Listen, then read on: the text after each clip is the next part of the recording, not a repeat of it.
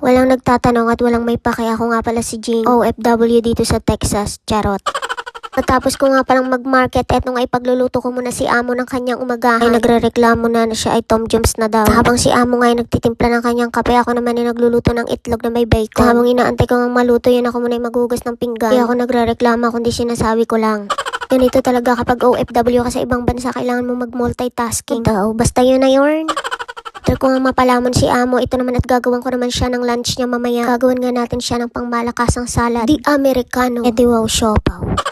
At malaki nga rin ang naitutulong nitong gilingan natin sa ating paggawa ng salad. Dahil sa gilingan na to, natatanggal ang water na nakadikit sa salad. Ida-dry niya ang iyong lettuce nang walang pagdadalawang isip. At nang madry na nga ang lettuce, ilalagay natin ito sa container at ilalagay natin sa fridge. Nilabas ko na rin si avocado, tomato, at cucumber dahil sila ang ating mga isasahog. Lahat ng mga ihahalo natin sa ating salad ay maganda nga pala para sa mga kutis. Kaya kung gusto nyo ng makinis at makinang-kinang na kutis, kumain ka ng mga ganito para tanggal pati kagid mo.